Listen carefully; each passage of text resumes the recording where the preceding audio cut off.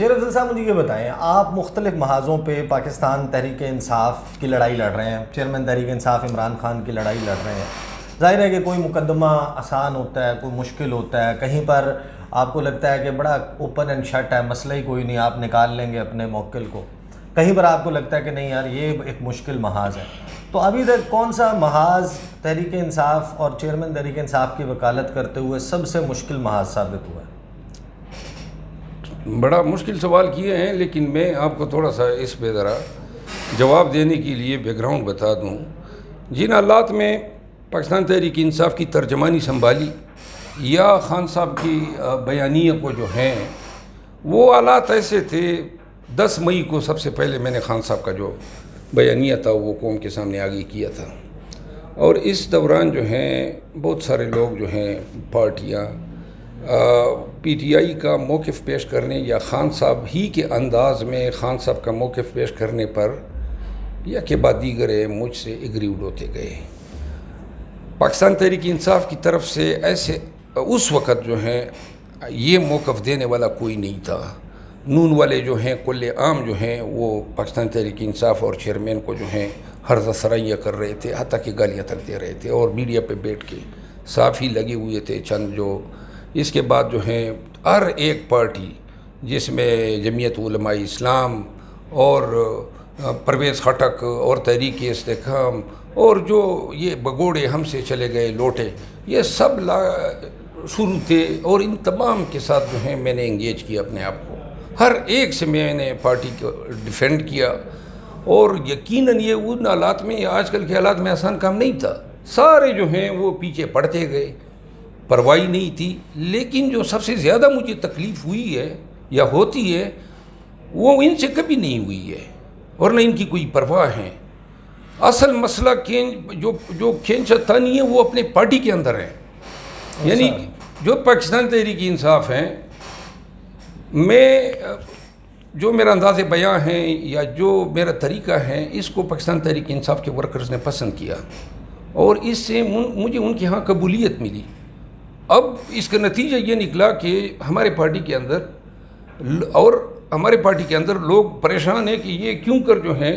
اتنا جو ہیں ورکرز اس کو پسند کرنے لگے ہیں۔ اب جناب علی کوئی ایک ادھر سے کھینچ رہا ہے، کوئی دوسرے سے، مجھے ان سب کی کوئی پرواہ نہیں ہے، کیونکہ ان کی کوئی حیثیت ہی نہیں ہے۔ پارٹی میں پی ٹی آئی صرف عمران خان ہے، پی ٹی آئی صرف عمران خان ہے، یہ سارے اکٹھے بھی ہو جائیں مجھے ان چیزوں کی، لیکن سب سے زیادہ تکلیف ان کی ہے، کمبخت خود بھی کام نہیں کر سکتے اور ہمیں بھی کرنے نہیں دے رہے ہیں۔ اچھا، خان صاحب جب جیل گئے ہیں، اٹک جیل ان کو بھیجا گیا ہے، تو سٹارٹ میں انہوں نے اپنی لیگل ٹیم سے جو بات کی اس میں یہ کہا کہ کور کمیٹی، کیونکہ وائس چیئرمین اس وقت تک آزاد تھے، ان کی گرفتاری خاصے وقت کے بعد ہوئی سائفر والے کیس میں، تو فیصلے ظاہر ہے کہ ان کی عدم موجودگی میں کسی نے تو کرنے تھے۔ اس کی کیا وجہ ہے کہ خان صاحب نے کہا کہ میں وکلا مجھے بریف کریں گے، میں انہیں بریف کروں گا، اور میرے بہاف پہ یہ سیٹ ہے، یہ لوگ ہیں جو کور کمیٹی کا حصہ ہوں گے اور یہ فیصلے کریں گے؟ کیا خان صاحب کو اپنے بعد جو پولیٹیکل لیڈرز ہیں جس کے خلاف ایک کارروائی چل رہی ہے ان کے اوپر اعتماد نہیں ہے؟ دیکھیے، اعتماد تو بہت سارے لوگوں کا زائل ہو چکا ہے۔ جن لوگوں نے خان صاحب کے ساتھ جو دغا کی، اور ایسے آڑے وقت میں قریب ترین لوگ گئے بلا کسی وجہ کے، اور جانے کے بعد الٹا جو ہیں وہ عمران خان صاحب کے خلاف جو ہیں وہ ہرزہ سرائیوں میں مصروف ہوئے۔ آپ کو نظر آ رہا ہے بہت سارے لوگ جو پہلے ہمارے ساتھی تھے، تو لہٰذا اب اعتماد وہ ایک سبجیکٹیو ایک آسپیکٹ ہے، اب کسی پر بھی اعتماد نہیں ہو سکتا ہے، آپ نے کاشیاں ہونا ہے۔ ہماری کور کمیٹی کی جو پروسیڈنگ تھی وہ ریکارڈڈ ہو کے وہ کمپنی کو بھی بھیجی جاتی تھی، اور دیگر لوگوں کو جو ہیں ان کے ساتھ شیئر ہوتی تھی، ایک اینکر نے چلائی بھی تھی، مجھے انہوں نے منع بھی کیا تھا کہ اس پہ بات نہ کریں، میں نے پہلے بھی۔ تو لہٰذا ہمارے ہاں پاکستان تحریک انصاف میں یہ خان صاحب کی مجبوری تھی کہ حالات نے ان کو سکھا دیا تھا کہ جو۔ تو شیر افضل صاحب مجھے یہ بتائیں یہ کیا معاملہ ہوا؟ 5 اگست کو خان صاحب گرفتار ہوئے، 5 اگست کو کونسل آف کامن انٹرسٹ کی میٹنگ ہوئی، اب خان صاحب جیل جا چکے ہیں، منظرنامہ یہ ہے کاؤنسل آف کامن انٹرسٹ نئی مردم شماری جو ہے اس کو پاس کر دیتی ہے اور گزٹ نوٹیفیکیشن اس کا جاری کر دیا جاتا ہے، جس کے تحت الیکشن کمیشن یہ فیصلہ کرتا ہے کہ ہم نے پہلے نئی حلقہ بندیاں کرنی اور پھر انتخابات کی طرف جانا ہے۔ اب صدر مملکت عارف علوی جو ہیں وہ ہر چیز آئین اور قانون کے مطابق کرتے ہیں، وہ ہمیں ٹویٹس کرتے نظر آتے ہیں کہ یہ کام میں نے آئین کے آرٹیکل فلاں کے تحت کیا، یہ فلاں کے تحت کیا ہے۔ آئین کا ایک آرٹیکل ہے 48 سب کلاز 5، وہ جو کلاز 5 ہے وہ یہ کہتی ہے کہ جب صدر مملکت نے اسمبلی تحلیل کر دی، دو کام کرنے ہیں، ایک انہوں نے وفاقی نگران کابینہ کو اپوائنٹ کرنا ہے، دوسرا انہوں نے آرٹیکل 224 کے تحت 90 دن کے اندر انتخابات کی تاریخ دینی ہے۔ اب صدر مملکت ایک تو تاریخ کا اعلان نہیں کرتے، دوسرا وہ جو جب لیٹر لکھتے ہیں صدر علوی کا کیا معاملہ ہے، کیا مسئلہ ہے، انہوں نے یہ کیوں نہیں کیا، خاص طور پہ کہ جب آپ لوگوں نے مطالبہ بھی کر دیا، کور کمیٹی نے مطالبہ کر دیا، ٹویٹس کر دیے، پریس کانفرنس کر دی، خط لکھ دیے، یہ سب کچھ کر دیا، صدر علوی نے یہ کیوں نہیں کیا، اور آپ لوگوں نے کیوں شروع میں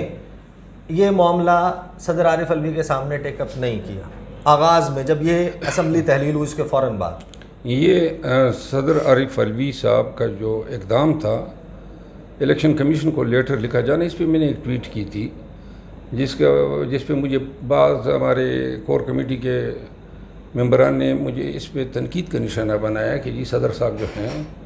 وہ بڑے سینئر پی ٹی آئی سے وابستہ ہیں اور